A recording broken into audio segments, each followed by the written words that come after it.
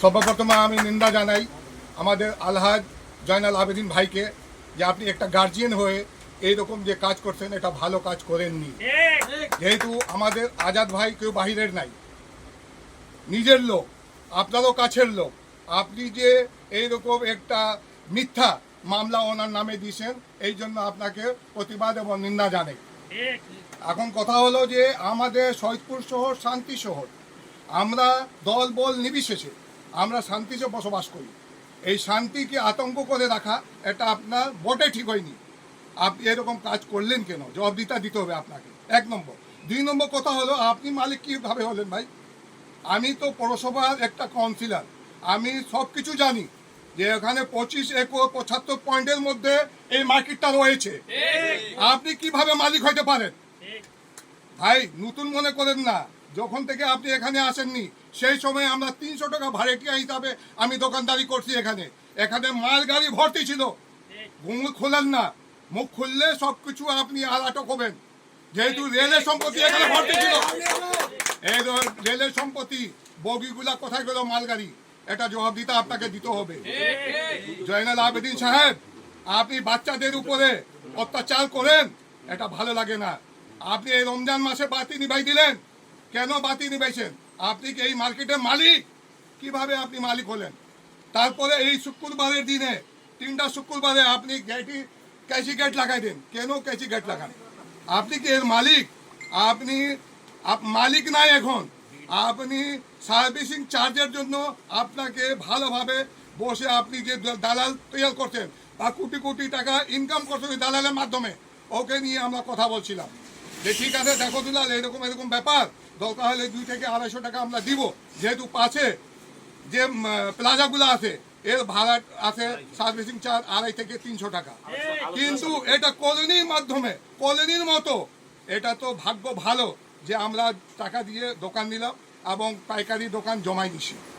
এখন আপনি servicing charge চাচ্ছেন। সার্ভিসিং সেবা কি কি দিচ্ছেন আপনি? এখানে একটা মসজিদ নাই, এখানে পার্কিং চার্জ নাই, এখানে নামাজ ঘর নাই, এখানে পেশাবখানা নাই, এখানে বাথরুম নাই। আপনি সার্ভিসিং চার্জ দিবেন? ঠিক আছে, ভালো জায়গায় আপনি হাত দিচ্ছেন। এখন একটা আজাদকে মামলা করেননি, 55টা আজাদ এখন তৈরি হবে আপনার পিছনে মামলা করতে। আপনি চিন্তা করবেন না, আপনি তো বলে জনপ্রতিনিধি। খুব দুঃখ লাগে ভাই যে আপনি 11 বার জনগণের সেবা করতে চাচ্ছেন কিন্তু একবারও করতে পারলেন না। আপনি কেমন কাজ করছেন আপনি যে জনগণ আপনাকে চায় না? আপনি একটা চ্যালেঞ্জ দিলাম যে একটা ওয়ার্ডের আপনি কাউন্সিলর হয়ে দেখান তো। আপনি একটা কাউন্সিলর হয়ে দেখান, দেখি কিভাবে কাউন্সিলর হইতে পারতেছেন। আপনি একটা কাউন্সিলরের যোগ্যতা নাই, আর এটা ফ্রিতে পৌরসভার মার্কেটের উপর দাবা রাখে আপনি বলতেছেন আপনি মার্কেটে বিক্রি করছেন। এটা জবাবদিহিতা আপনাকে দিতে হবে। লক্ষ লক্ষ টাকা কামাই করছেন আপনি, তার উপরে আপনি আঙ্গুল দেখাচ্ছেন আমাদের দোকানদারের উপরে। দোকানদার মালিক কত কষ্ট করে টাকা পয়সা জোগাড় করে 20 লক্ষ 30 লক্ষ 25 লক্ষ টাকাতে দোকান নিয়েছে এবং ভাড়াটিয়ারা ভাড়া দোকান নিয়ে দোকানদারি করতেছে। তাদের এই শুক্রবারে আপনি 30 থেকে 40 টাকা লস করছেন। পাইকারি বিক্রি হয় এখানে, আপনি জানেন। এই পাইকারগুলা সেদিন মাল নিতে পারলো না। তো এটা সব জবাবদিহিতা আপনাকে দিতে হবে। ক্লিয়ার কাট কথা বলতেছি। আপনি এটা মনে করেন না যে আপনি 365 দিনে আপনি 365 নীলফামারী দৌড়াদৌড়ি করেন। আপনার সমান আমারও সম্মান আছে। আপনাকে যদি খারাপ বলতেছে আমাকে খারাপ লাগতেছে, খুব খারাপ লাগতেছে। আমার ছেলে বলুক বা আমার দোকানদারগুলা বলুক, আমি বলতে চাই না যে তোমরা বলো। যেহেতু আপনি হাজি মানুষ, একটা সম্মানী ব্যক্তি, আমার সম্মান যেভাবে সেভাবে আপনারও সম্মান আছে।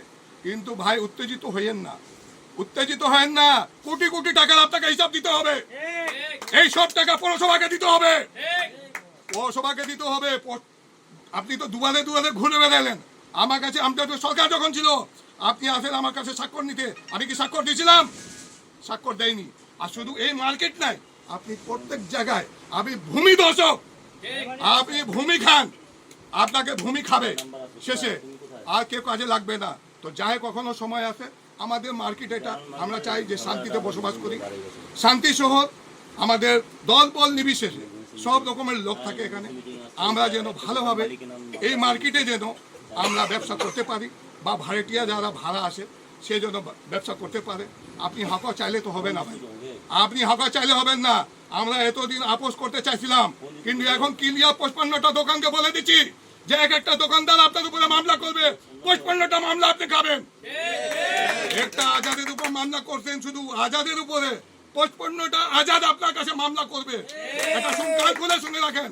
আপনি এটা মনে করেন না যে আপনাকে ছাড় দিবে, আল্লাহ ছাড় দিবে না আপনাকে।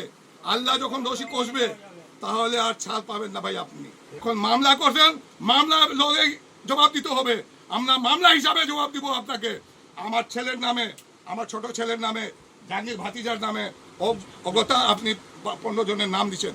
আপনি কি জিম্মি করে রাখছেন? আপনি কি গেট বন্ধ করে রাখবেন? কেন বন্ধ করে রাখবেন? আপনি এই ক্ষমতা কে দিল আপনাকে যে আপনি ক্যাচি গেট বন্ধ করে রাখবেন? এই ক্ষমতা আপনি পান না ভাই, এই ক্ষমতা করবেন না। এইরকম পারতেছি না, যেহেতু এই রমজান মাসে মানুষ কোনো কিছু ছাড় দিয়ে দেয় সব কিছু।